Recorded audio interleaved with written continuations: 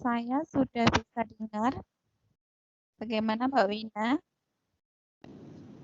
Sampun Kurang keras atau sudah cukup? sampun. Oke. Terima kasih.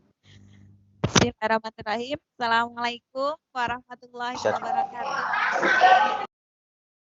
Yang terhormat Bapak Ibu penilai PAUD, PAUD PNF Dinas Pendidikan dan Kebudayaan Kabupaten Wonogiri, sedistrik Batu Retno, Masya Allah di pagi hari ini untuk kegiatan kita di distrik Batu Retno cukup meriah, karena memang ada 7 kecamatan, kalau kemarin di Purwontoro itu 5 kecamatan, Jatitrono 5 kecamatan, untuk di Batu Retno ini pagi ini 7 kecamatan, di banyak yang join, yang masuk, matur suwun sangat Bapak Dr. Andes dari Magister Pendidikan yang sudah mewakili dari Bapak Ibu penilik PAUD PNF Dinas Pendidikan dan Kebudayaan, khususnya ini di distrik Batu Retno, Terima kasih Bapak yang sudah bisa hadir semuanya, tidak bisa kami sebut satu-satu di sini, Bapak Ibu penilik yang sudah bisa gabung join di acara kegiatan KKG kita di pagi hari ini, Laras sekali Bapak untuk acara pagi hari ini, yaitu Vicon pertama dan masih ada rentetan nanti sampai 10 bulan. Jadi teman-teman harus jaga kondisi, jaga semangat, semoga semangatnya sampai di akhir nanti. Terima kasih. Yang kami hormati pula, Bapak Ketua Pengurus Daerah Himpauti Kabupaten Wonogiri, Bapak Parmanto Magister Manajemen. Terima kasih Bapak Anto, meskipun di tengah kesibukan beliau, alhamdulillah bisa ikut gabung, memberikan semangat pada kita semuanya. Yang tak lupa juga kami hormati semua, seluruh koordinator KKG Kecamatan Distrik Batu Retno. Jadi ada koordinator dari Girioyo, Totro, Batu Retno, Parangbito, kemudian Karangtengah, Tomoyo, Batuwarno, jadi ada 7. Terima kasih teman-teman semuanya yang sejak kemarin, jauh-jauh hari sudah menyiapkan acara ini, ya, teman-teman bisa dikoordinir semuanya, sudah bisa ikut gabung di sini. Terima kasih, dan juga terima kasih teman-teman dari teman-teman pengurus KKG, yang kita sudah hari ini tidak intinya bersama teman-teman di koordinator kecamatan, khususnya hari ini distrik Batu Retno. Bagaimana teman-teman semuanya? Tadi sudah mengerjakan berita semua,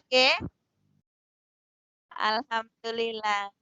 Untuk hari ini memang kita setting untuk tidak semua orang bisa menyalakan mic, karena biar untuk kelancaran kita nanti sampai di akhir, karena memang kemarin pengalaman di distrik Purwontoro kita buka mic semua, jadi ada yang masuk sehingga mengganggu jalannya dalam pemaparan materi ataupun kegiatan di pagi hari. Nah, tapi nanti ada waktunya panjenengan bisa menyampaikan untuk di kegiatan diskusi atau acara diskusi, nanti ada sekitar jam 11.30.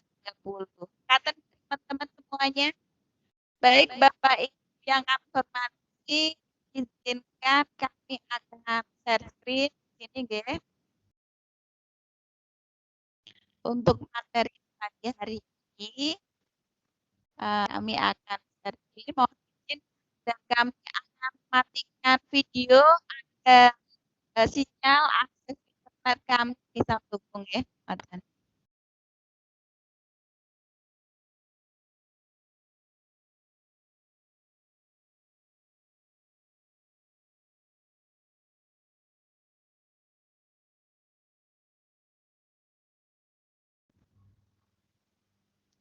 Bagaimana teman-teman? Apakah sudah terlihat untuk di layar panjenengan Sampun, Bu. semuanya. Oke, terima kasih. Baik, Bapak Ibu yang kami hormati, pada kesempatan kali ini di perdana kami tadi sudah share di beberapa grup kecamatan bahwasanya kita nanti 10 bulan ada 7 paket ya. Nah, paket pertama yaitu paket perencanaan pembelajaran. Insya Allah akan kami bersamai panjenengan semuanya baik di Vicon melalui Microsoft Teams seperti pagi hari ini nggih. Setelah itu nanti kami juga akan membersamai panjenengan di WA group. Jadi setelah ini hari kedua sampai hari ke-13 nanti kami tetap membersamai panjenengan semuanya di WA group. Untuk perencanaan pembelajaran, Bapak Ibu yang kami hormati, ada 4 pertemuan. Jadi cukup banyak paket 1 ini karena nanti paket 2, paket 3, 4, 5, 6, 7 itu cukup 2, ada yang 3. Untuk perencanaan pembelajaran memang kita banyak materinya, nggih. Mohon maaf, Bu Halo. Ustati. Ya. Cek. Bagaimana? Halo? Masih, Us. Kami lanjut. Masih putus-putus? Cek. Halo? Bagaimana teman-teman?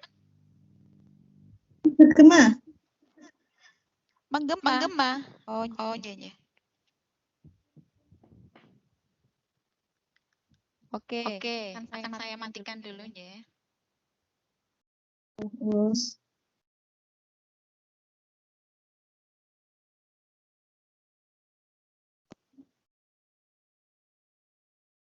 Cek, bagaimana teman-teman? Masih menggemakah?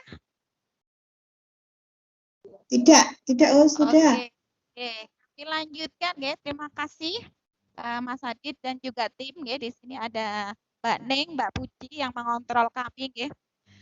Kami lanjutkan Bapak Ibu semuanya bahwasanya perencanaan pembelajaran paket 1 nanti akan ada 4 pertemuan ya. Nah, hari ini adalah pertemuan pertama kita. Nanti kita akan membahas perencanaan saat pandemi. Jadi perencanaan untuk semester 2 ini ya. Kemudian pertemuan 2 nanti ya, 2 minggu yang akan datang ya, Senin nanti 2 minggu lagi untuk di distrik Batu Retno nanti kita akan membahas tentang mengedukasi orang tua. Karena memang PJJ nanti kita sangat bekerja sama ya, dengan orang tua ya, dan itu merupakan hal yang paling pokok ya, untuk nanti kita bisa berjalannya baik tidaknya BDR ataupun PJJ yang kita laksanakan. Baik, untuk pertemuan ketiga nanti sekitar di bulan April ya, itu nanti kita akan membahas KTSP khususnya dokumen 1.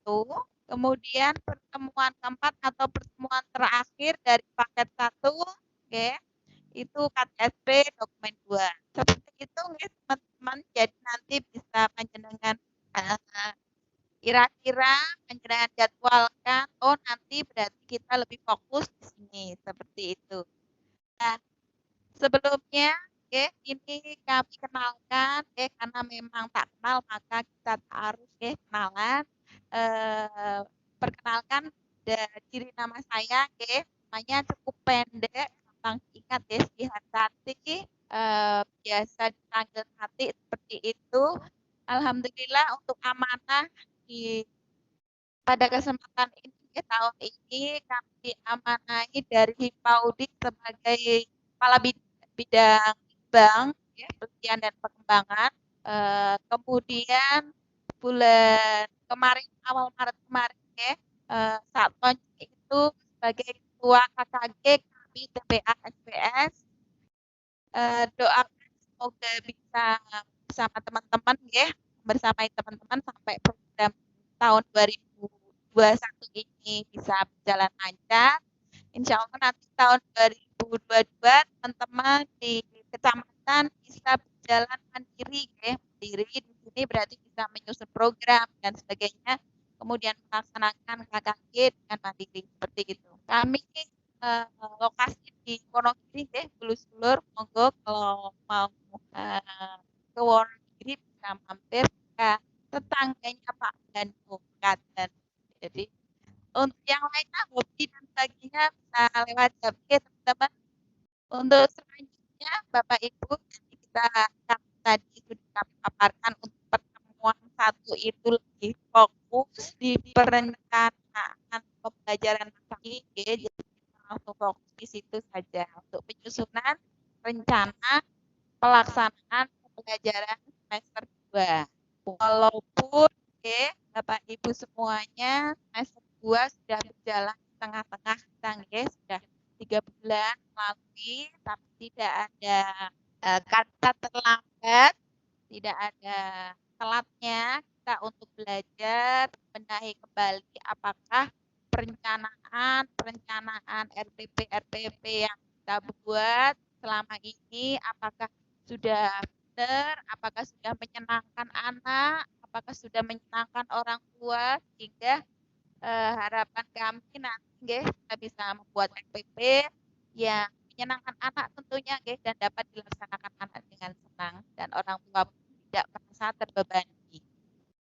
Sebelumnya ada pun dasar penyusunan RPP itu ada 4 teman-teman semuanya. Mohon maaf saya manggilnya teman-teman dari dekat dan lebih luas. Jadi teman-teman untuk yang pertama itu SKB. SKB itu surat putusan bersama 4 menteri pada tanggal 20 November tahun 2020 kemarin bahwasanya 4 menteri pendidikan dan kebudayaan, kemudian menteri dalam negeri, menteri agama dan menteri kesehatan merumuskan suatu ini tentang panduan, merumuskan panduan penyelenggaraan pembelajaran tahun ajaran 2020-2021. Ini akan kami tayangkan tapi saya tutup dulu untuk yang ini biar teman-teman setidaknya bisa melihat, paham itu.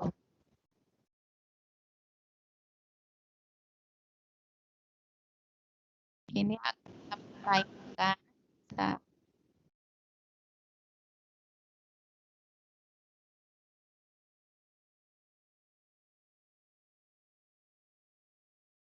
Mohon maaf, Ustati.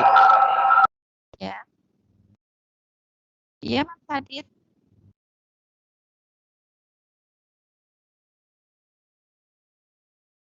Apakah sudah terlihat? Mohon maaf, Ustati. Untuk suaranya putus-putus. Oh iya.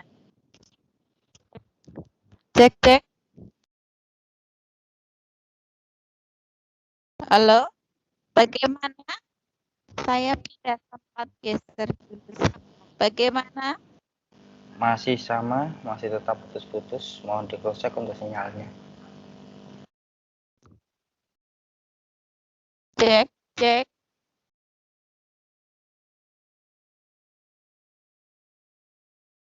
Apakah masih putus-putus ya? Halo? Oke, coba silahkan dilanjut dulu. Nanti kalau ada putus-putus kembali kami kabari. Oke. Baik. Terima kasih Mas Adit. Bagaimana Bapak Ibu? Apakah di layar sudah terlihat panduan penyelenggaraan pembelajaran semester genap tahun ajaran 2020-2021 di masa pandemi? Sudah terlihat ya?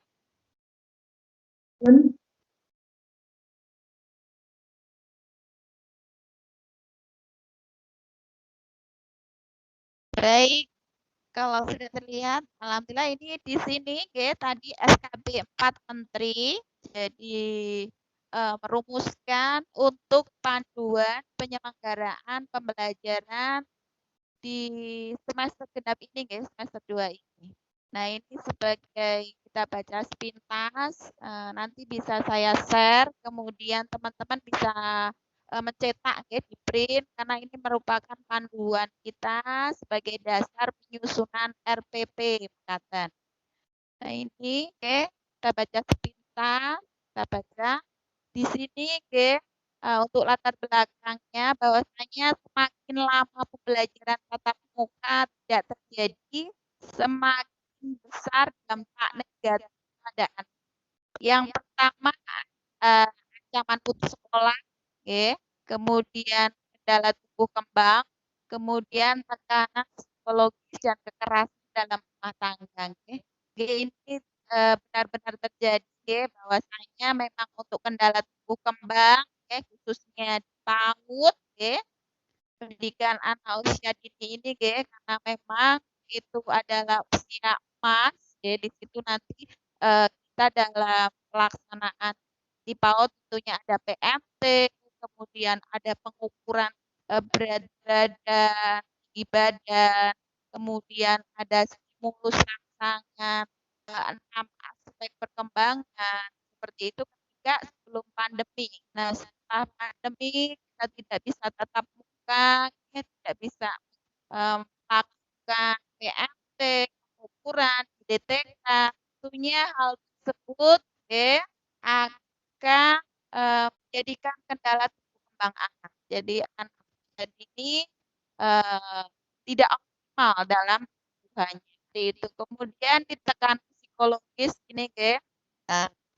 banyak mungkin anak-anak yang mungkin stres ini ya, mungkin kalau di anak SD ke atas insyaallah untuk PAUD kita sebagai guru memberikan tugas-tugas di rumah BDR itu tentunya dengan menyenangkan, jadi tidak ada anak yang stres.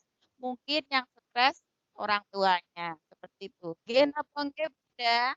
Itulah makanya semakin lama pembelajaran tatap muka tidak terjadi, semakin besar dampak negatif pada anak. Kemudian penetapan, penentuan kebijakan pembelajaran harus berfokus pada daerah agar sesuai dengan konteks dan kebutuhan. Untuk itu, sejak bulan Januari, Januari 2021, kebijakan pembelajaran tatap muka dimulai dari pemberian izin oleh pemerintah daerah. Jadi pemerintah daerah Kabupaten Wonogiri nanti akan memberikan izin tatap muka entah bulan kapan, kita tunggu apakah bulan April, Mei, Juni, ataukah nanti di awal tahun ajaran baru di bulan Juli, kita tunggu. Nah, itu kebijakan pembelajaran tatap muka itu dimulai dari pemberian izin dan tetap dilanjutkan dengan berjenjang.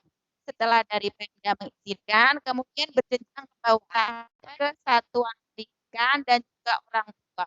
Ini ada alur terlihat biasanya ketika Pemda ataupun Kanwil ataupun Kemenak, antar Kemenak memberikan izin, jika iya, jika sudah memberikan izin, kemudian satuan pendidikan memenuhi daftar periksa.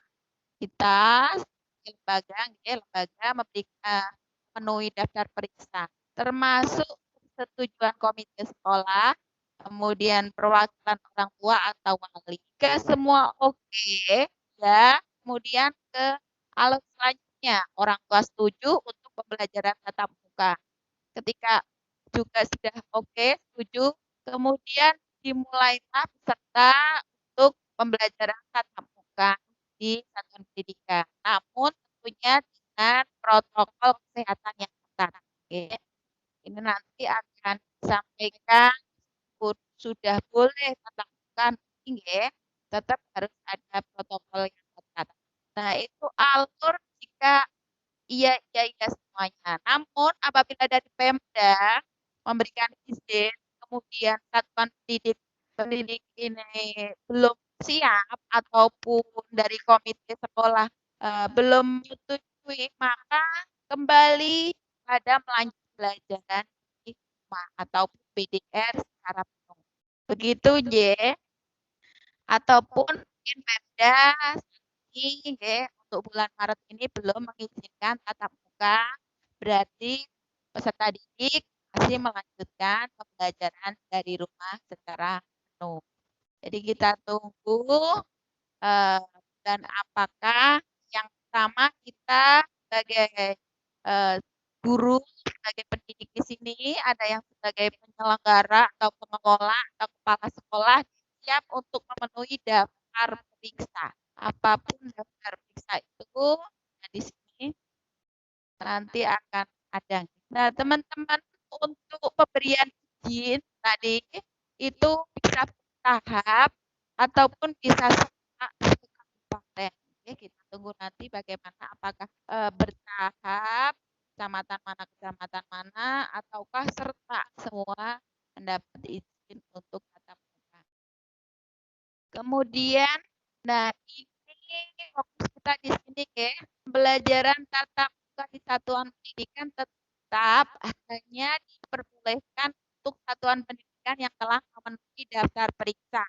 Nah, ini ada 6 teman-teman semuanya ya, untuk kita bisa persiapkan di lembaga panjenengan. Jadi nanti apabila suatu saat apa itu sudah disetujui tatap muka, kita sudah siap seperti itu. Yang pertama, kesediaan sarana sanitasi dan kebersihan. Ini nggih dari toilet bersih, kayak cuci tangan pakai sabun air mengalir, kemudian ada hand sanitizer, desinfektan, seperti itu. Jadi nanti untuk POP bisa kita ambilkan untuk pengadaan ini sehingga kita sudah siap memenuhi daftar periksa. Yang kedua, mampu mengakses fasilitas pelayanan kesehatan. Jadi kita bisa bekerja sama dengan puskesmas terdekat. Yang ketiga, kesiapan menerapkan wajib masker. Yang keempat, memiliki termogan. Yang kelima, memiliki pemetaan warga satuan. Ya. Kemudian yang keenam, mendapatkan persetujuan komite sekolah atau perwakilan orang tua atau wali. Jadi itu nggih untuk daftar periksa yang kita siapkan sebagai satuan pendidikan dalam menyiapkan kita untuk pembelajaran tatap muka. Entah itu kapan, tapi kita harus sudah siap begitu nggih. Nah, ini gambaran pembelajaran tatap muka jika sudah tadi alurnya, jika sudah oke semuanya diberi izin, kemudian dari satuan pendidikan sudah siap, orang tua setuju, maka peserta mulai ini tatap muka. Nah, ini ada panduannya bahwasanya masa transisi, jadi ketika sudah dibuka tatap muka terus tidak duduk semuanya, anak-anak boleh masuk, ibu-ibu boleh nganter. Nah, itu tidak seperti itu ya. Jadi harus mengikuti protokol kesehatan yang ketat. Ini ada 2 bulan pertama itu masa transisi, kemudian selanjutnya masa kebiasaan baru. Di masa transisi di sini kondisi kelas jarak minimal 1,5 meter, kemudian jumlah maksimal peserta PAUD itu 5 anak, jadi seperti itu.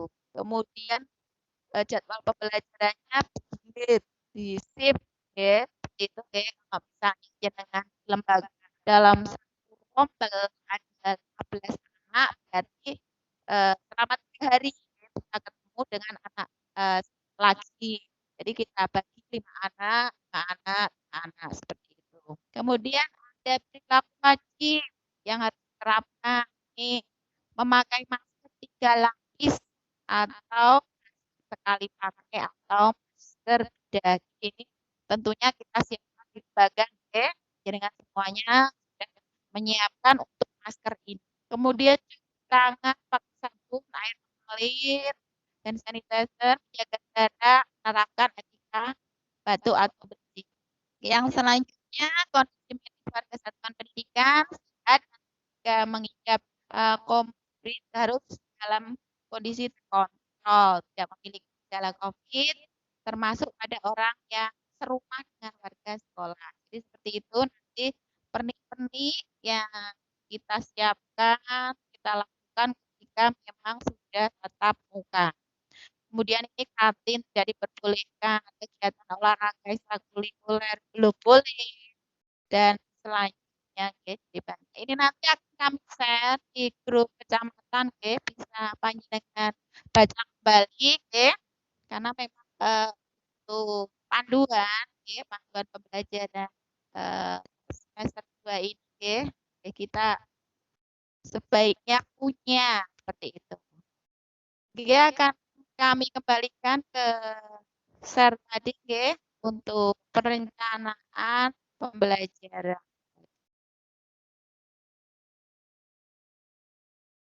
Jadi tujuannya tadi yang utama memang kita bisa paham, mengerti tentang SKB 4 Menteri tadi. Kenapa kok harus tahu? Nah, di situ, karena memang SKB 4 Menteri ini nanti yang akan menjadi dasar penyusunan PP kita, khususnya di masa pandemi. Kalau mungkin dulu-dulu ketika normal, belum pandemi, tidak perlu seperti ini. Mungkin cukup Permendikbud nomor 137 tahun 2014 tentang standar PAUD.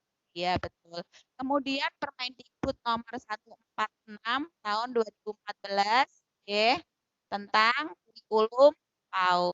Dan yang keempat itu pedoman, 10 pedoman Direktorat PAUD tahun 2018. Ini pasti semuanya punya buku pedoman ini warnanya biru, teman-teman, Nah, keempat hal ini, 4 dasar ini panjenengan sebaiknya punya, di lembaga, dipahami, dibaca kembali, dalam penyusunan RPP nanti kita lebih pas seperti itu.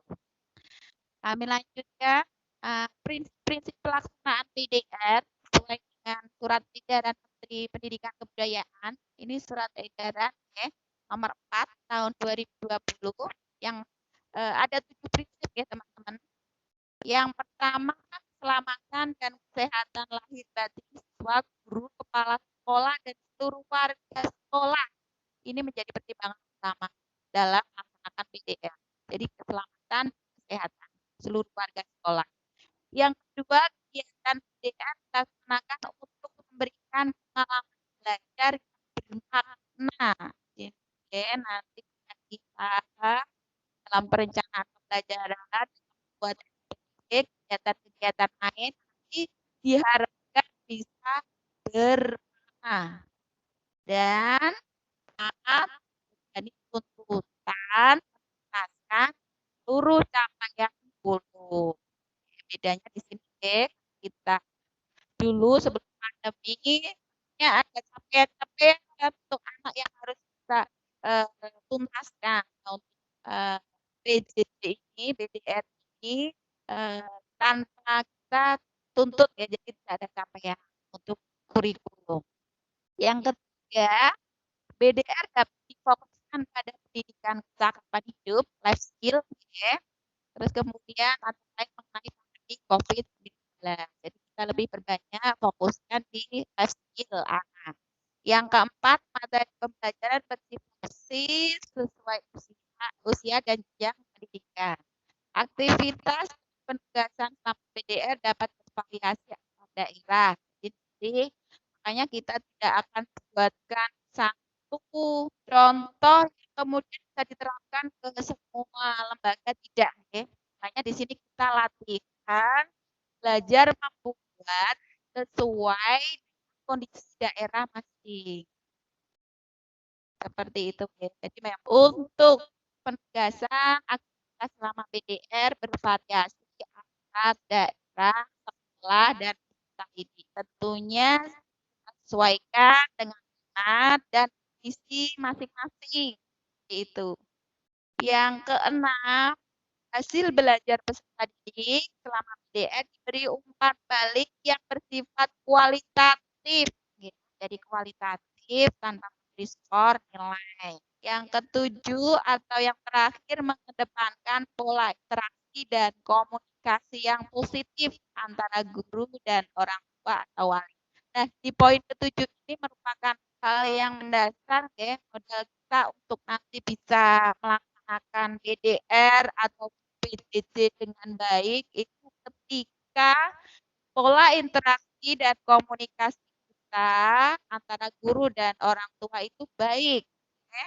Jadi memang hal ini harus kita jaga. Untuk itu nanti di pertemuan kedua kita akan bahas setelah hari ini nanti kita bisa membuat perencanaan pembelajaran yang baik untuk anak dan orang tua. Nanti di pertemuan kedua kita akan bahas bagaimana kita edukasi orang tua biar bisa sejalan, ya, bisa melangkah bersama untuk kegiatan BDR ataupun PJJ selama masa pandemi ini. Begitu Bapak Ibu semuanya. Lalu hal yang perlu diperhatikan di semester genap ini ada 6. Yang pertama bukan kembali pembelajaran seperti kondisi normal, ya. Kondisi kita abnormal, ya, tidak normal. Yang kedua perlu menyusun seperangkat pembelajaran kedaruratan. Yang ketiga tidak ada tuntutan capaian ketuntasan kurikulum. Oke, tadi kita tidak menuntut untuk tuntas semua anak-anak. Keempat, alokasi waktu tatap muka terbatas 1 sampai 1,5 jam. Jadi nanti memang Kabupaten Wonogiri nanti sudah mulai tatap muka, jadi untuk alokasinya dibatasi teman-teman semuanya.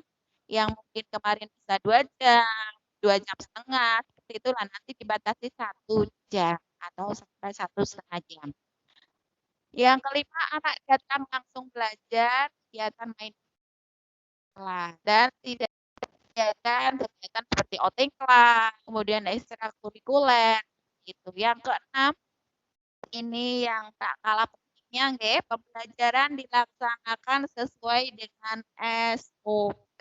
Jadi teman-teman semuanya nanti ketika tatap muka sudah dimulai, kita harus punya SOP, standar operasional prosedur untuk nanti kegiatan kita tersebut. Untuk itu kita bisa nanti persiapkan. Itu hal-hal yang perlu diperhatikan di pembelajaran semester genap ini.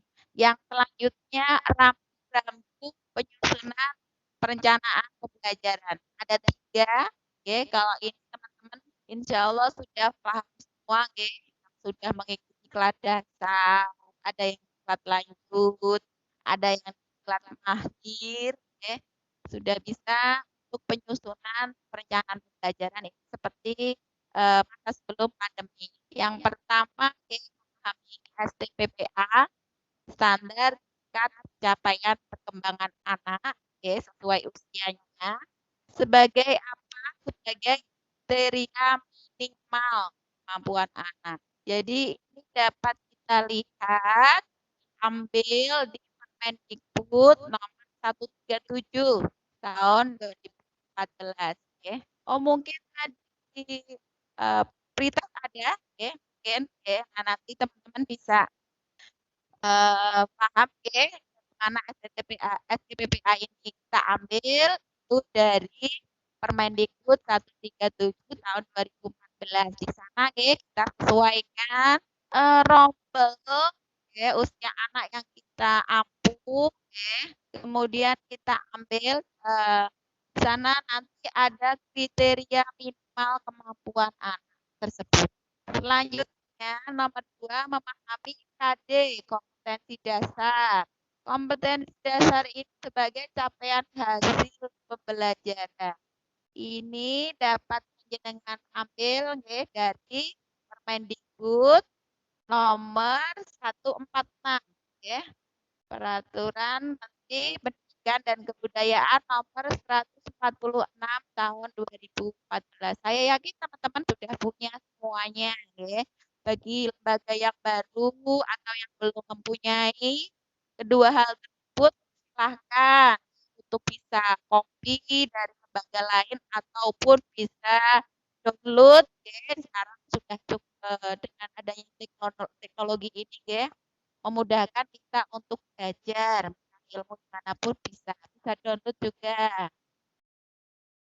Yang ketiga yaitu menetapkan materi pembelajaran sebagai muatan untuk pengayaan pengalaman. Nah, ini untuk materi panjenengan bisa dapatkan di buku 10 pedoman warna biru itu. Judulnya ambil yang perencanaan pembelajaran. Ada. Ngoten nggih. Mohon maaf, Semuanya ya, ini karena memang kemarin kita pengadaan bersama Kabupaten Wonogiri untuk semua lembaga punya. Jadi semuanya mohon maaf penyusunan Ustati. sudah pegang ya, semuanya insya Allah sudah bisa ya. Baik, Mohon maaf Ustati. selanjutnya kita bahas untuk materi pembelajaran karena memang teman-teman kebanyakan memang kita agak bingung materi pembelajaran.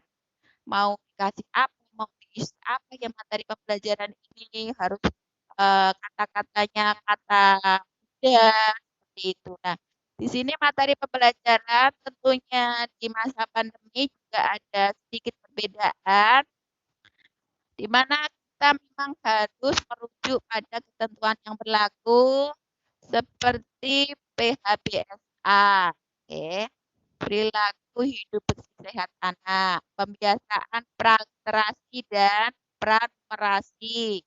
Ini keaksaraan awal, kemudian pendidikan karakter, life skill, dan standar penanganan COVID-19. Jadi materi-materi itu mengenai hal tersebut.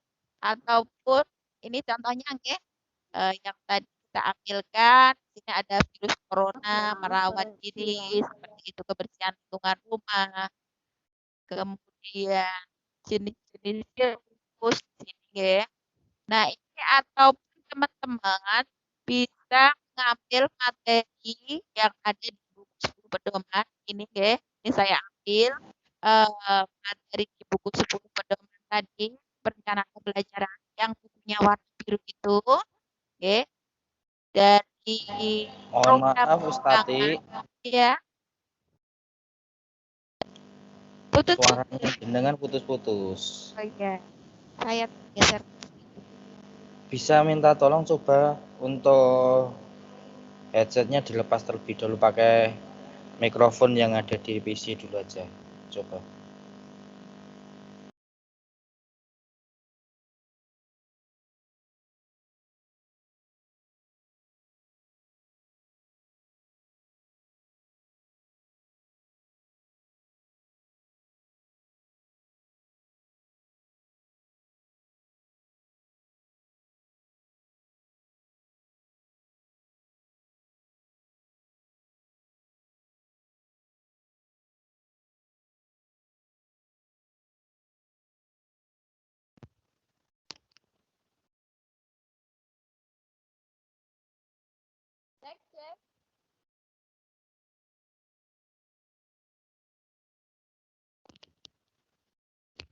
Cek. Bagaimana rasanya, Mas? Halo? Dapatkah diterima? Masih putus-putus suaranya. Ini tadi tak coba tak lepas, nggak pakai mic itu agak. Coba kalau gini, cek. Halo? Ya. Sudah, silahkan dilanjut. Oke, baik. Terima kasih. Baik, Bapak Ibu semuanya, ini tadi materi pembelajaran yang kita ambil dari buku 10 pedoman, Jadi ada program pengembangan 6, nilai agama moral, Kemudian fisik motorik, ini dari kebiasaan anak makan, kemudian nama anggota tubuh, kemudian pengembangan lain kognitif, cara merawat kebersihan, cara menghindarkan dari bahaya kekerasan dan sebagainya. Ini dapat dengan persani, dengan ambil dari buku 10 pedoman. Ini di sosial emosional, ya, ada cara memberi salam, aturan bermain, cara menahan diri saat marah, pemahaman tentang mandiri, keuntungan mengalah, seperti itu materi-materi pembelajaran yang di sosial emosional. Baik, itu Bapak Ibu semuanya untuk materi, insya Allah materi pembelajaran sudah paham ya teman-teman, nanti bisa langsung ambil di buku 10 pedoman. Lalu perencanaan apa yang harus disusun oleh guru di masa pandemi? Nah, ini pertanyaan yang akan membuka kegiatan kita untuk fokus di sini ya. Kira-kira perencanaan apa? Ini tadi juga ada di pretest ya. Jadi perencanaan yang harus kita susun itu apa? Yaitu RPPM. RPPM rencana dari mingguan kita. Rencana pelaksanaan pembelajaran atau RPP itu merupakan rencana bagi guru melaksanakan kegiatan bermain yang mendukung anak dalam proses belajar. RPP langkah-langkah yang konkret dilakukan oleh guru agar proses pembelajaran berlangsung dengan baik. Kemudian RPP disusun harus mengacu kepada 3 hal. Yang pertama karakteristik seperti usia, kemampuan, dan kebutuhan setiap anak. Jadi memang ya, untuk RPP tentunya antara satu dengan yang lainnya berbeda karena kita sesuaikan dengan karakteristik anak kita, kemampuan dan kebutuhan anak yang kita ampu, rombel yang kita ampu.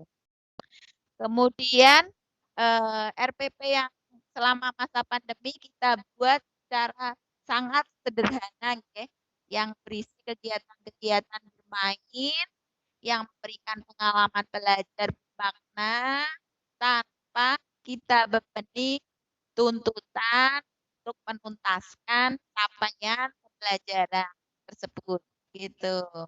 Lalu siapa yang akan menyiapkan RPP ataupun RPPN tersebut? Yaitu guru, ya.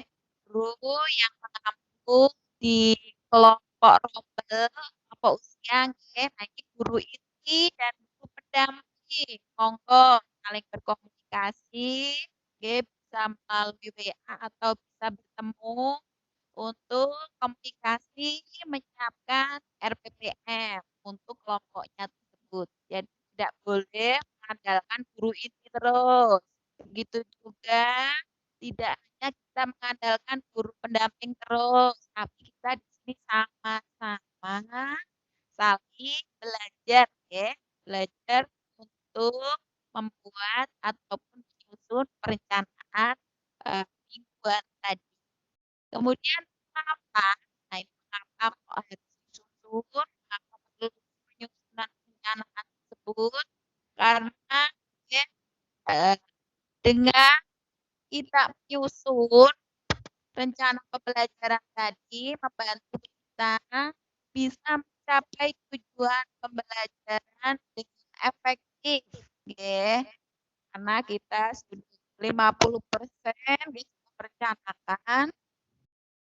Jadi tujuan pembelajaran jauh lebih efektif, ya. Misalnya saja ketika panjenengan sudah merencanakan besok mau minta ke Wonogiri, nah, mau kemana, ke toko mana dulu, ke toko Semar, kemudian ke Baru, kemudian ke pasar, ke toko Semar berapa jam, ke Baru berapa jam, pasar berapa jam. Nah, ketika kita sudah rencana, itu akan memudahkan tujuan bisa tercapai secara efektif. Begitu juga kegiatan kita, kegiatan pembelajaran anak-anak. Jika kita sudah menyusun perencanaan itu, ya, berarti kita sudah bisa mencapai tujuan pembelajaran secara efektif ya, 50%-nya.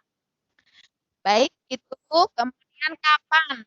Nah, disusunnya tentunya ya karena RPPM itu selama 1 minggu, jadi itu sebaiknya satu minggu sebelum. Jadi 1 minggu sebelumnya kita susun, kemudian tadi guru inti dan guru pendamping sama-sama bekerja sama untuk mengisi kegiatan yang menyenangkan, menantang bagi anak, dan tentunya tidak membebani orang tua.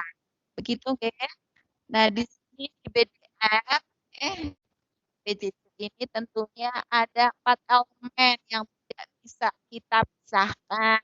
Di situ ada siapa? Orang tua. Nah, orang tua ini berperan penting dalam PJJ ini. Kemudian ada guru, ada kurikulum, dan juga ada anak.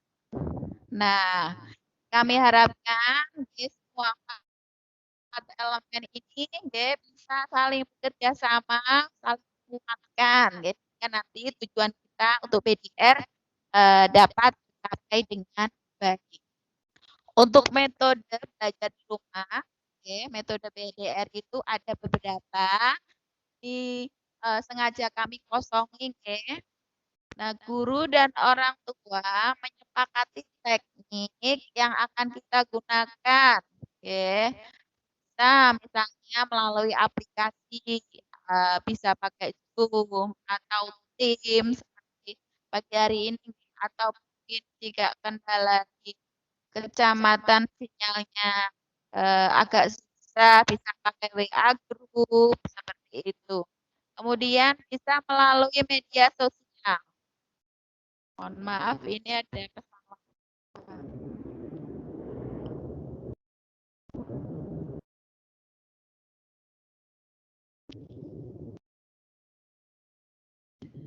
Kami lanjutkan. Jadi ada metode tadi melalui media sosial. WA group tadi bisa, atau bisa dengan YouTube.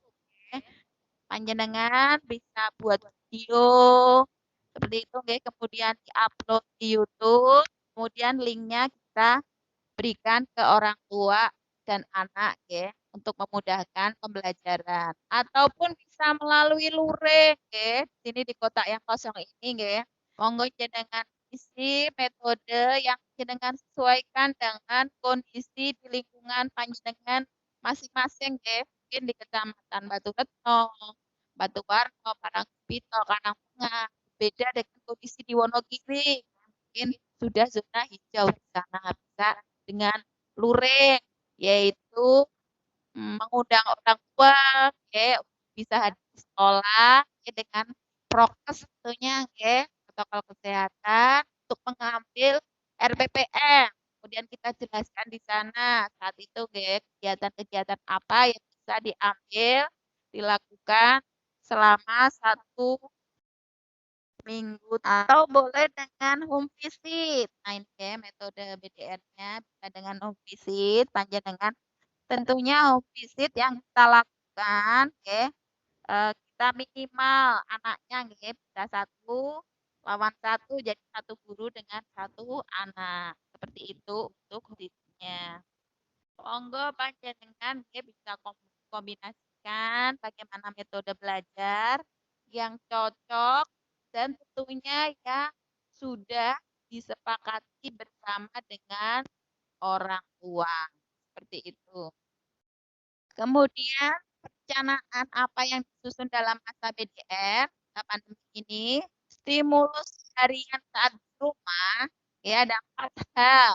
Yang pertama, kegiatan olahraga. Setiap hari kita stimulus untuk kegiatan olahraga anak, sepeda, lari, ataupun mungkin jalan ke rumahnya, rumahnya, seperti itu. Kemudian kegiatan bermain ini yang nanti akan kita lebih bahas, Kemudian kegiatan keagamaan, untuk selalu melaksanakan misalnya beragama Islam, melaksanakan sholat, untuk berdoa selalu sebelum ataupun sesudah melakukan pekerjaan, sebelum atau setelah makan, dan sebagainya.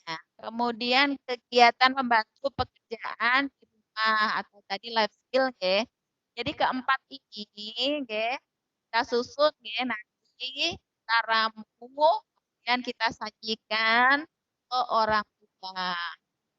Yang selanjutnya ini ada penyusunan RPPM karena memang tadi RPP atau rencana pembelajaran yang kita buat di masa pandemi itu RPPM.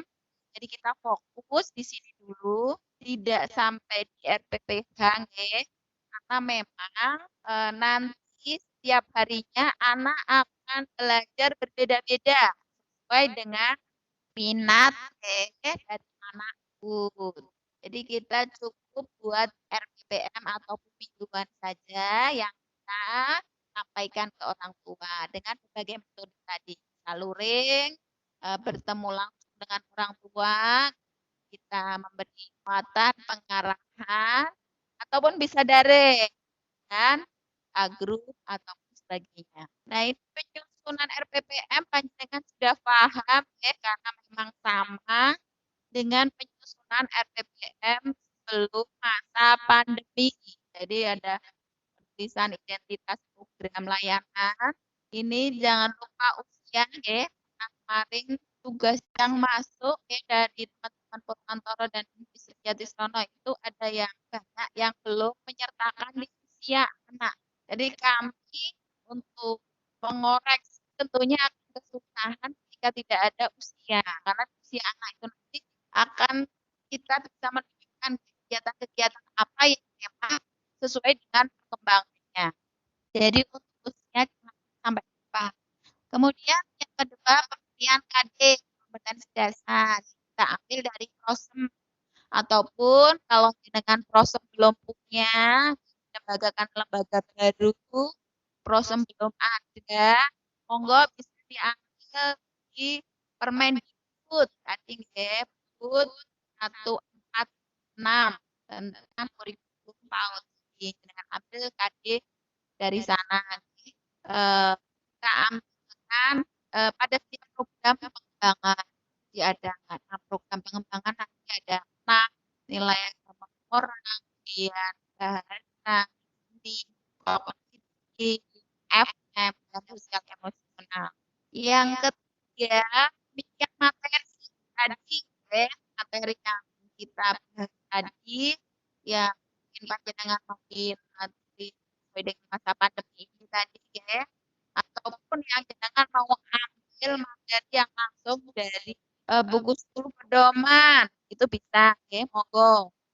Yang keempat atau terakhir menyusun rencana kegiatan main. Nah, yang keempat ini yang akan jadi fokus kita nanti nggih, fokus belajar hari ini nggih, belajar bagaimana menyusun rencana kegiatan main yang tentunya yang menyenangkan bagi anak.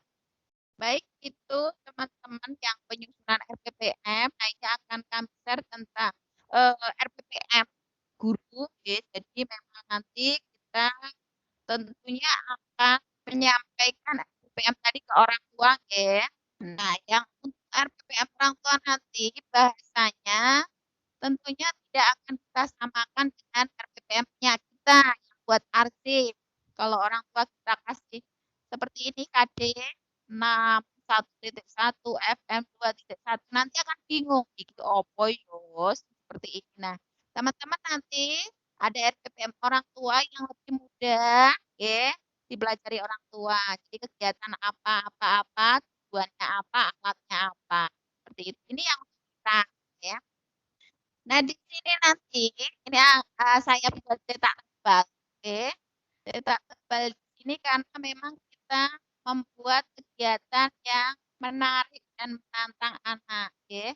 Membandingkan mencipta, membuat, menyusun, membuat, mencipta, membuat, menata, menimba, membuat, menata ulang. Nah, di sini memang kita buat kegiatan seperti itu dan ada C6 di C5 itu kognitif cara 5. Jadi buat nanti akan kita bahas ya. Jadi bentuknya seperti ini teman-teman RPPM untuk guru. Mari teman-teman yang dari Distrik Purwantoro Jatisrono banyak yang ngambil di kegiatan ini karena kegiatannya masih terpisah kita. Satu kegiatan, misalnya ambil contoh kompas, kulit jeruk. Nah, di situ saya pikir masuk sehari karena kompas kulit jeruk saja. Seperti itu. Padahal ini kan kegiatan nanti kita berikan ke orang tua untuk dipilih. Mau ambil kegiatan 1, apa 2, apa 3, apa 4. Ada juga kemarin yang memberikan kegiatan misalnya berjalan terus seperti itu. Nah, itu kan masih kurang komplit, kurang terpadu. Bagaimana kita nanti membuat satu kegiatan, okay? Misalnya ini mencipta bangunan dari alat-alat dapur. Okay? Ini kita ambil temanya rumahku, tema dari ibuku. Ini untuk usia sampai 6 tahun. Nah, ini ketika kita mencipta bangunan dari alat-alat dapur, tentunya anak akan lebih berpikir tinggi, lebih berpikir kreatif. Dia akan mencari dulu alat-alat dapur itu. Kemudian dia akan memikirkan rancangan apa yang akan dia buat, bangunan apa. Dia akan mencoba seperti itu, menata ulang, dan akhirnya sampailah dia mencipta bangunan dari alat-alat dapur tersebut. Nah, seperti itu, ini contoh media yang ada di dapur, kita berikan ke orang tua agar ada gambaran, kemudian persiapan oleh orang tua, ini di kegiatan bermain musik dengan alat dapur. Ini laporan dari orang tua. Bisa berupa video ataupun gambar. Nah, ini contoh dokumentasi dari orang tua yang ambil dari wali murid sendiri ini. Memang untuk orang tua bisa membuat dokumentasi ini tentunya kita tahu dulu, kita edukasi bahwasanya nanti untuk kegiatan memfoto atau buat dokumen itu tidak hanya foto ketika anak sudah jadi. Nah, di sini tidak hanya ketika anak jadi senyum sama bawa hasil karyanya, Jadi kita sebagai guru ketika dapat foto cuma seperti itu, kita tidak bisa menilai prosesnya bagaimana, tadi anaknya buatnya bagaimana, caranya apa, langsung jadi nempel seperti itu, Jadi memang minimal 3 gambar untuk pembuatan dokumentasi. Ini nanti kita sampaikan ke orang tua di pertemuan kedua, mengedukasi orang tua. Ataupun boleh lebih, ada yang sampai lebih untuk kegiatan-kegiatan dalam pengambilan foto anak ketika pelaksanaan kegiatan yang kita berikan ke anak. Anak memilih apa saja yang ingin dia kerjakan atau dia lakukan atau yang bermain apa seperti itu. Nah, ini video ini saya ambil dari anak di rombel kami. Saya suaranya sebentar.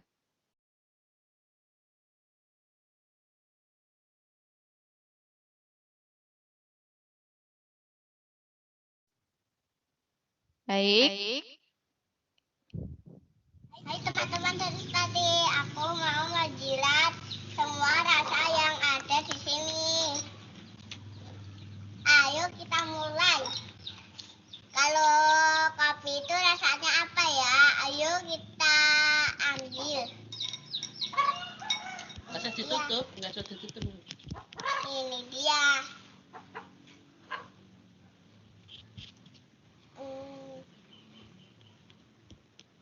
Pahit.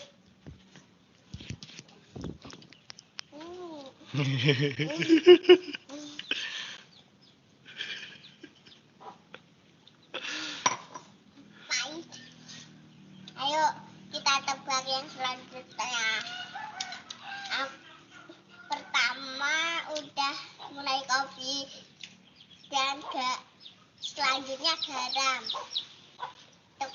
Garam manis atau kecut ya. Ayo kita rasakan.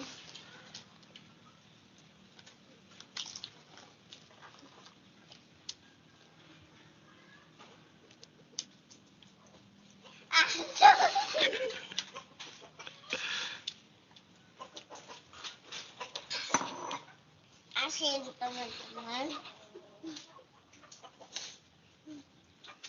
Sekarang berikutnya gula ya. Manis atau pahit? Kita rasakan aja ya.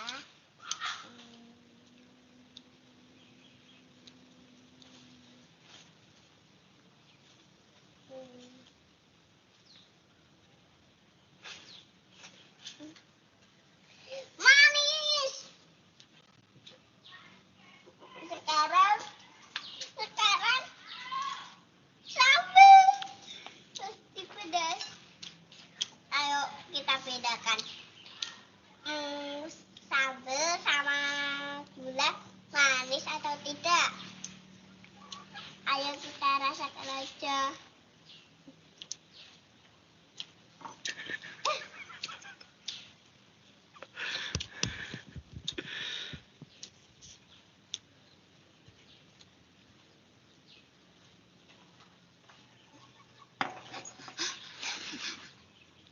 Rasanya apa? Rasanya apa? Pedas banget. Udah. Dadah. Nah, itu tadi kegiatan membandingkan jadi anak bagaimana dia bisa membandingkan alat-alat bumbu-bumbu yang ada di dapur. Nah, ini ada juga kegiatan life skill yang kita bisa gali ke anak. Ini juga kiriman dari anak-anak kami ya. Assalamualaikum Ustadzik dan teman-teman Hamzah. Hari ini aku jadi koki. Aku membuat telur dadar pelangi. Ini bahannya. Ada telur, garam, merica, wortel, cabai, dan kucai. Alatnya telepon dan sutil. Juga siapkan mangkok dan pengaduk. Begini ya cara pembuatannya. Wortel dirajang, kucai juga dirajang. Jangan lupa cabainya juga. Setelah itu aku memecahkan telur. Mudah loh teman-teman, gak susah kok. Lalu kita masukkan garam, juga merica. Setelah itu kita masukkan sayurannya. Setelah itu diaduk. Siap untuk digoreng. Mila. Alhamdulillah hasilnya sudah jadi teman-teman. Sekarang dihias dulu ya. Pakai bunga telang dan daun mint. Udah matang. Rasanya enak banget. Udah dulu ya Us. Assalamualaikum.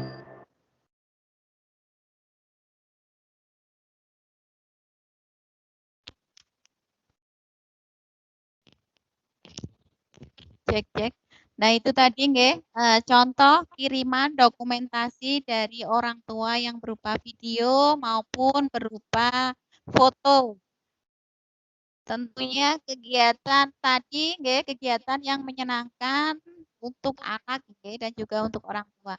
Nah, teman-teman, yang perlu dipertimbangkan dalam menyusun RPPM PDR untuk orang tua, tadi kita sudah membahas untuk guru nggih, sekarang kita untuk RPPM orang tua. Yang pertama tujuan pembelajaran harus jelas nggih. Untuk mengembangkan kompetensi apa dan aspek perkembangan apa, itu harus jelas. Yang kedua materi pembelajaran yang diturunkan dari KD tadi nggih, sekitar kehidupan dan kebiasaan baik anak di rumah. Jadi jangan sampai kita materi pembelajarannya jauh dari lingkungan rumah seperti itu. Yang ketiga tema sekitar rumah. Kita ambil temanya sekitar rumah. Yang keempat alat dan bahan, menggunakan alat dan bahan yang ada di sekitar rumah. Kemudian kegiatannya sederhana, dapat dilaksanakan tanpa membebani orang tua. Yang selanjutnya tentunya proses kegiatannya menyenangkan bagi anak dan juga bagi orang tua. Jadi itu teman-teman ya 6 hal yang harus kita pertimbangkan dalam menyusun RPPM PDR untuk orang tua. Nah, ini bisa dalam bentuk seperti ini, oke. Ini untuk RPPM orang tuanya jadi sudah tidak ada KD-nya. Nah, yang ada KD-nya untuk kita, ya. Kita beri pengantar, nanti mungkin bisa kita tambah dengan pengasuhan, materi pengasuhan ataupun habit kebiasaan untuk PHBSA tadi bisa kita beri pengantar ya untuk mengingatkan lagi jangan lupa untuk cuci tangan, pakai sabun, pakai masker, jaga jarak, sebagainya. Kemudian ada tujuan kegiatan yang jelas. Oke, kita beri tujuan kegiatan, kita ambilkan dari tadi KD dan juga materinya tadi mengenai apa.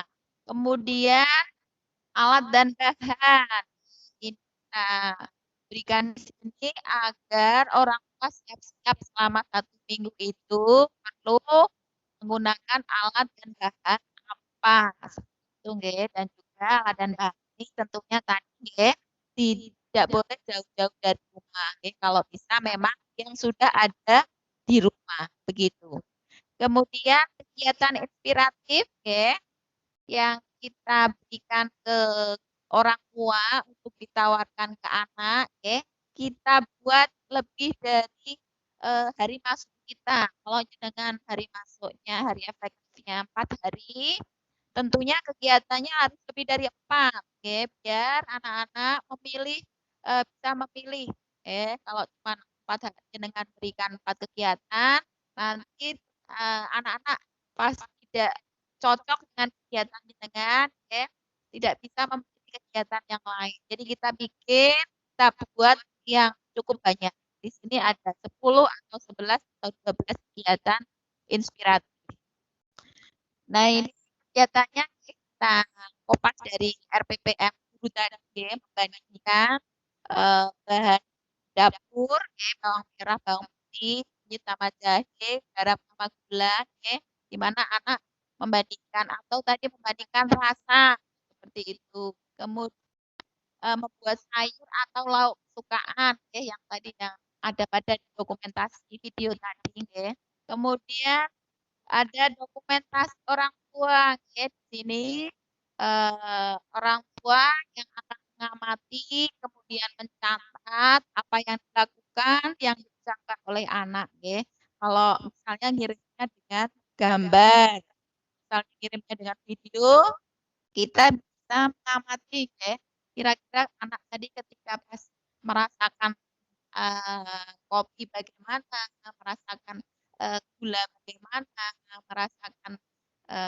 sambal bagaimana, bisa kita observasi dari video yang dikirim oleh orang tua. Itu nanti akan dibahas jauh di penilaian pembelajaran. Jadi ada paketnya sendiri tentang kita bagaimana menilai atau melakukan evaluasi pembelajaran di PDR tersebut. Itu tadi nah ini ada perbandingan yang memang harus kita pahami ada di RPPM guru itu kita buat secara sederhana sesuai dengan kebutuhan lembaga jadi tidak ada format khusus dari kami harus seperti ini gitu tidak monggo disesuaikan dengan kebutuhan lembaga masing-masing yang penting ada 4 hal ini identitas program jangan lupa tadi untuk kelompok usia karena ada yang 1-2 kemarin itu yang kelupaan tidak menyertakan padahal itu penting untuk kita bisa cross-check kegiatan itu cocok untuk usianya gitu. Kemudian KD yang memuat 6 aspek perkembangan jadi semua aspek masuk yang ketiga menulis materi pembelajaran di setiap KD ini di RPPM guru kemudian menyusun kegiatan pembelajaran selama 1 minggu tadi kegiatan-kegiatan inspiratif yang cukup banyak 11 atau 12 kegiatan. Yang selanjutnya ini RPPM orang tua ada perbedaan RPPM orang tua dibuat sederhana dan mudah dimengerti orang tua. Tujuannya jelas yang pertama, oke. Kemudian materi, tema, alat bahan itu diambil di sekitar rumah. Yang selanjutnya kegiatannya sederhana. Yang keempat menyenangkan bagi orang tua dan juga bagi anak. Itu nggih teman-teman untuk penyusun RPPM tua. Nah, nanti teman-teman setelah Vikon ini besok hari kedua panjenengan bisa membuat RPPM guru dan juga RPPM untuk orang tua. Ini nanti temanya monggo bisa bebas yang tadi sesuai dengan rambu-rambu. Kalau misalnya satu lembaga atau dua lembaga mau sama temanya tidak apa-apa, yang penting tema atau kegiatannya, di sini lebih fokus pada kegiatan main yang panjenengan pilih. Kalau teman-teman Purwantoro Jatisrana kemarin itu lebih pada terfokus pada tema, padahal di sini kita tidak begitu mempermasalahkan tema. Monggo tema mau apa bebas, Yang penting nanti teman-teman kegiatannya tidak sama dengan yang satunya, Jadi semua tugasnya semua PTK mengajarkan, jadi biar kita bisa belajar bersama untuk membuat RPPM guru dan juga RPPM orang tua, karena memang tugas utama kita sebagai guru di masa pandemi ini kita buat RPPM tua untuk diberikan ke orang tua, pembelajaran PDC ini. Jadi nanti untuk koordinator kecamatan silakan untuk membuat terlebih dahulu hari ini atau besok pagi kami tunggu dan akan kami koreksi terlebih dahulu ketika koordinator sudah paham, sudah benar, nanti bisa mengkoordinir, kondisikan teman-teman di kecamatan masing-masing seperti itu, sehingga nanti dalam pengiriman link nanti setelah Vikon akan kami share untuk pengiriman tugas itu hanya sekali, jadi bisa panjenengan mengirim kegiatan ataupun RPPM orang tua dan juga guru tadi yang sudah dikoreksi dari koordinator atau tim kecamatan seperti itu. Itu teman-teman semuanya Jadi memang di sini nanti kerja koordinator bekerja sama untuk nanti memahami jauh tentang kurikulum ataupun perencanaan pembelajaran ini, karena nanti menyiapkan di tahun 2022 teman-teman sudah bisa handle sendiri untuk kegiatan KKG ini. Baik, itu untuk tugas teman-teman jadi untuk membuat RPPM.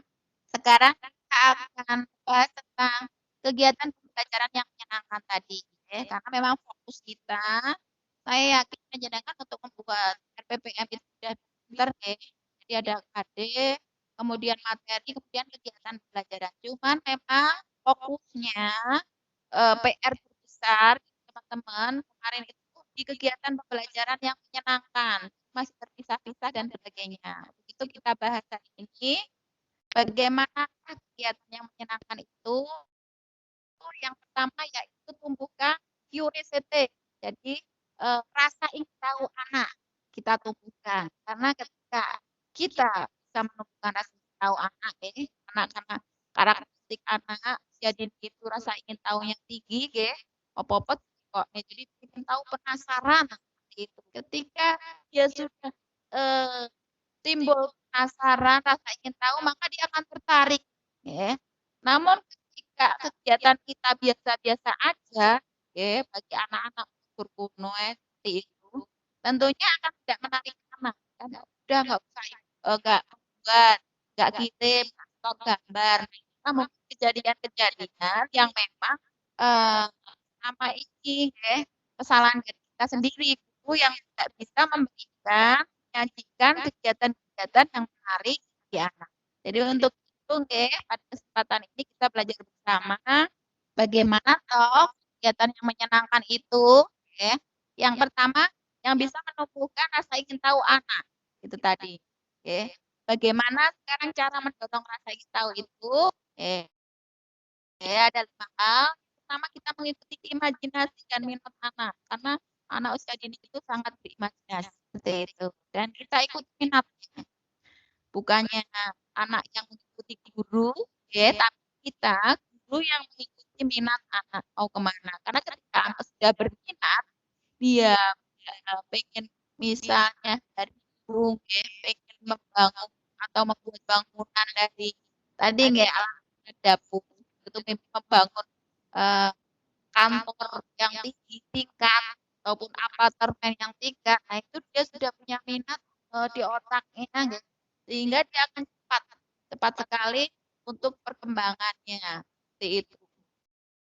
Dan juga dia akan konsen. Itu berbeda dengan anak ketika tidak minat. Dia tentunya akan mengerjakannya dengan asal-asalan dan hasilnya tidak sesuai. Seperti itu. Yang kedua, jawablah pertanyaan secara sederhana, jelas, dan sesuai perkembangan anak. Jadi kita sesuaikan dengan perkembangan anak. Yang ketiga, tidak segan mencoba hal yang baru. Yang keempat, bersedia menjawab pertanyaan-pertanyaan anak. Yang kelima, sering-sering merangsang anak dengan pertanyaan terbuka. Pertanyaan terbuka di sini yaitu pertanyaan yang jawabannya tidak hanya ya dan tidak ya, tapi bagaimana anak dengan pertanyaan tersebut bisa menciptakan ide-ide baru, kreasi gagasannya, mengembangkan gagasannya. Itu bagaimana menurutmu ketika rumahnya nggak dikasih atap, menurutmu ini harus dikasih apa ya biar bangunannya kokoh.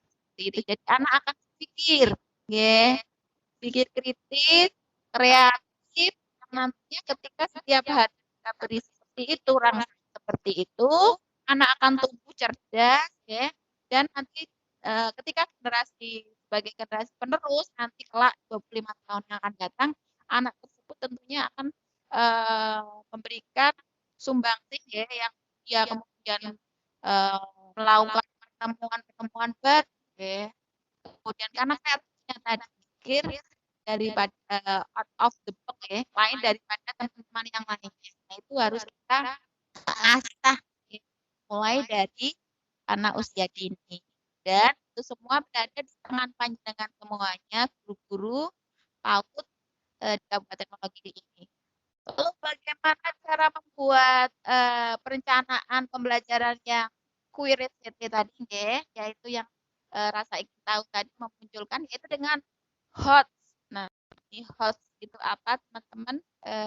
Saya rasa, teman-teman sudah paham, yang sudah S1 PAUD sudah pernah mendapatkan materi ini, tentang teori taksonomi Bloom, di mana teori taksonomi Bloom ini pada ranah kognitif telah membagi 6 tingkatan berpikir orang, berpikir manusia. Nah, tingkatan yang paling bawah itu pada mengingat, kemudian understand itu memahami, play itu menerapkan, aplikasi, analisis, evaluasi, dan paling atas itu create, mencipta, membangun, merakit, seperti itu. Nah, kita harapkan guru PAUD, khususnya di distrik Batu Retno nanti kita dalam menyajikan kegiatan kreatif di RPPM orang tua tadi,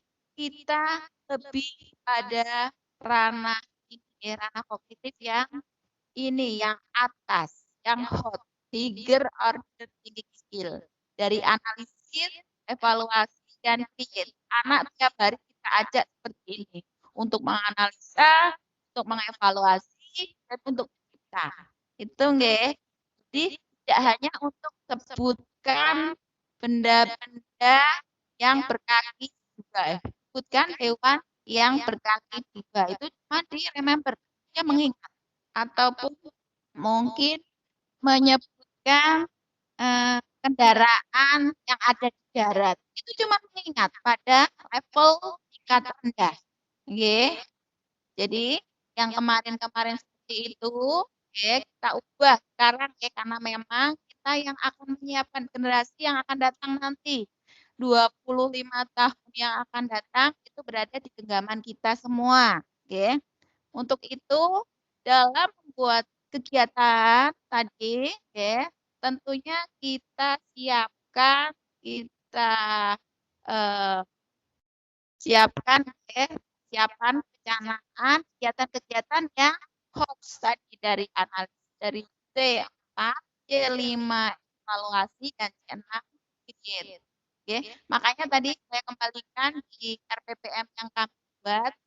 Nah, di sini ini kami buat kurung C5. Berarti dalam tahapan evaluasi, anak mengevaluasi. Ini kegiatannya membandingkan bahan dapur bawang merah sama bawang putih ini bedanya opo ya. Tentunya dalam anak kegiatan membandingkan ini anak sudah melewati level remember. Dia sudah mengingat gigi bawang merah. Dia sudah memahami bawang merah itu warnanya merah, bawang putih warnanya putih seperti itu. Dan dia sudah aplikasi. Dan pada level kelima ini, C5 ini, dia membandingkan. Sehingga dia tahu, ini apa. Binyit karo jahe, garam sama gula. Nah, itulah yang akan mengajak anak didik kita untuk berpikir lebih tingkat tinggi tadi Kehot. Kemudian C6 ini mencipta bangunan, membuat sayur atau lauk kesukaan, menyusun kolase dari kulit bawang merah, menyusun huruf seperti itu membuat tulisan. Jadi tidak ada yang kita kegiatan yang menyebutkan seperti itu karena tadi level rendah, level 1 ya. Nah, di sini begitu ya teman-teman. Jadi untuk kegiatan inspiratif yang kita nanti berikan ke orang tua tentunya harus yang bisa menyenangkan. Menyenangkan tadi yang satu pertama yaitu iya yang menambah ataupun yang memberikan rasa ingin tahu anak menarik.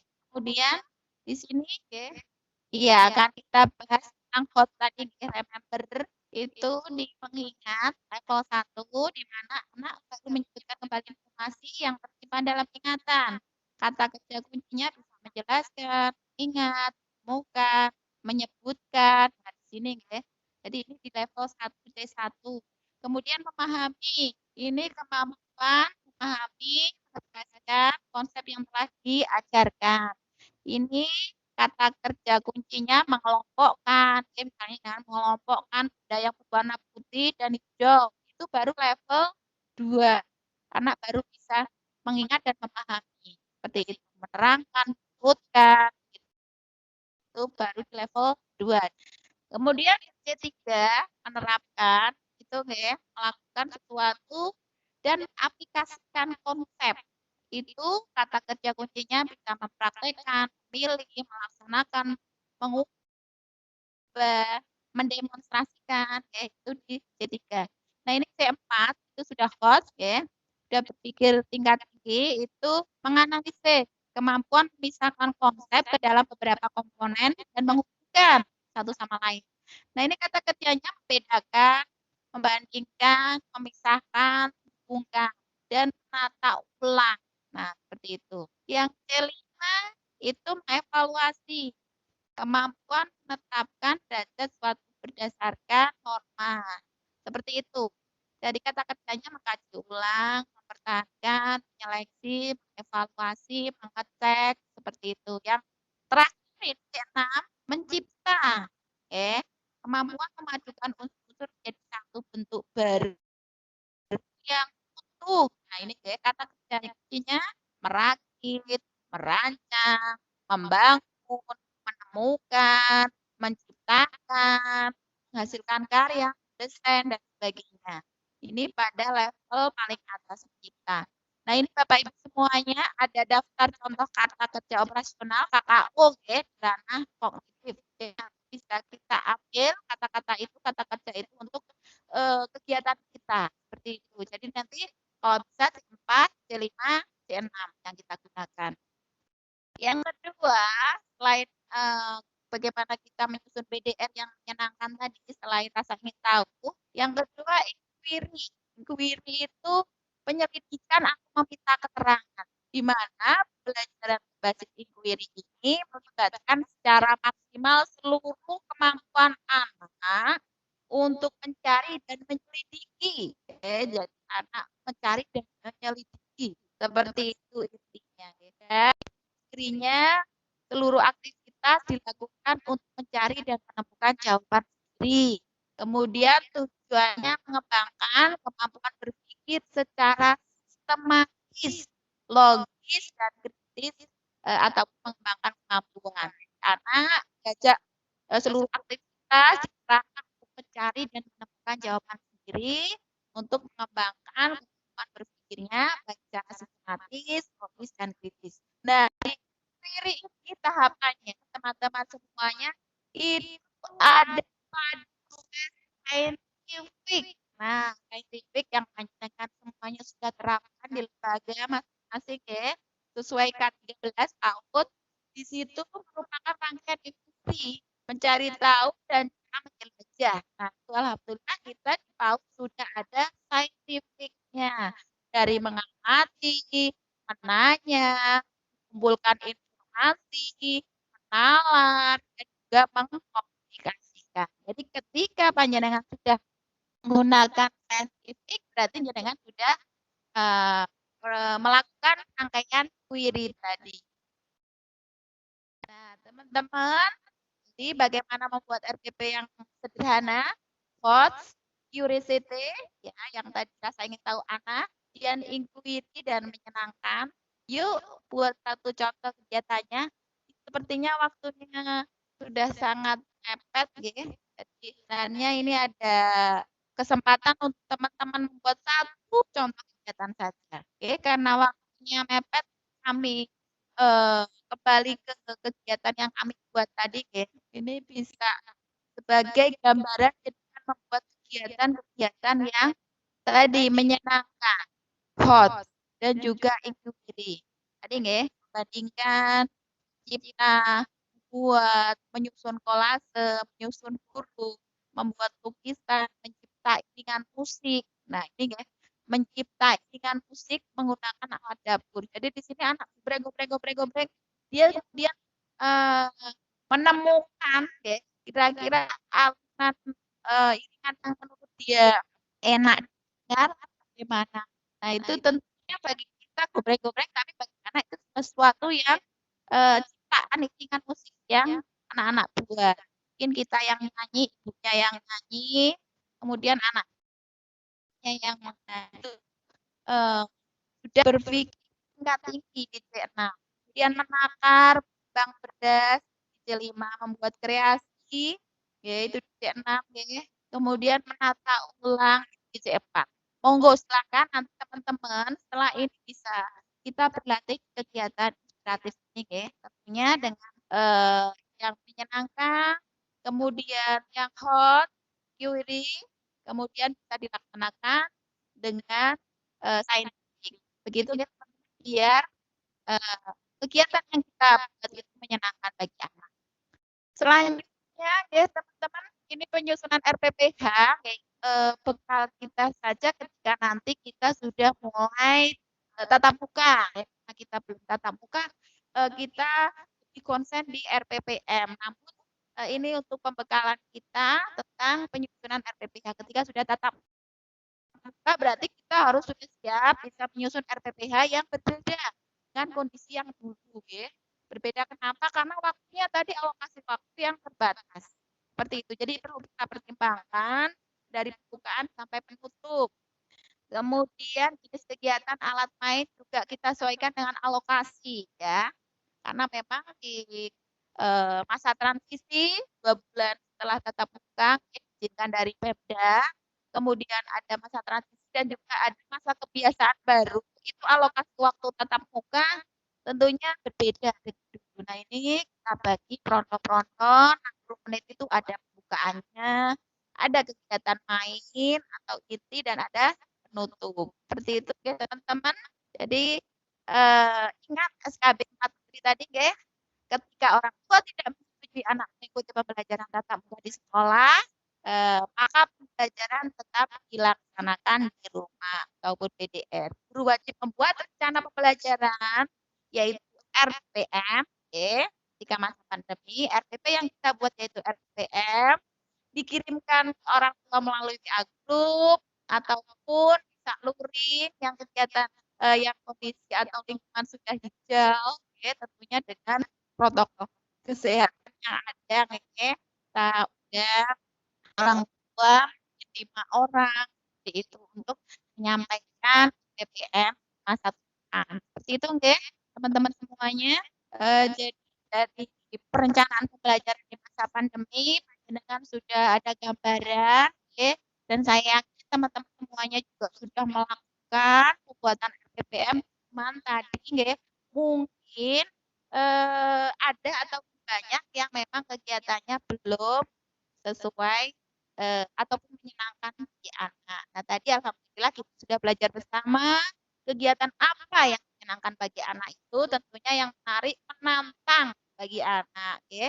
Jadi kita harus bisa mengajak anak untuk hot, ya, berpikir tingkat tinggi. Tadi, ya, hot juga, ya, bisa kita terapkan kita sebagai guru, ya, setelah dapat hari ini, materi hari ini, oke, panjenengan bisa remember, mengingat, kemudian nanti kami share PPT-nya, materi hari ini, oke, panjenengan bisa membaca kembali untuk memahami, oke, di understand tadi level J2, kemudian J3 panjenengan bisa menerapkan, oke, di lembaga, kemudian J4 panjenengan analisis, kemudian evaluasi, analisis, dan D6-nya jangan bisa mengkreasi dari RPP ataupun materi yang kami sampaikan. Gitu nih, karena kita juga sebagai guru harus tadi ya, tinggi seperti yang kita akan terapkan ke anak-anak kita.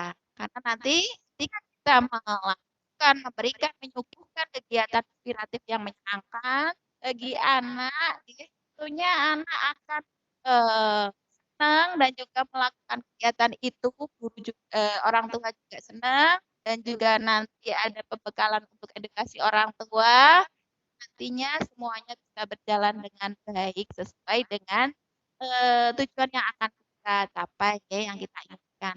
Baik, seperti itu Bapak Ibu semuanya tentang materi perencanaan pembelajaran di masa pandemi. Kami cukupkan, nanti ada sesi tanya jawab atau diskusi setelah ini, nggih, 30 menit. Nah, ini kami cukupkan, banyak sekali kekurangan, kami mohon maaf sebesar-besarnya, nggih. Assalamualaikum warahmatullahi wabarakatuh. Begitu.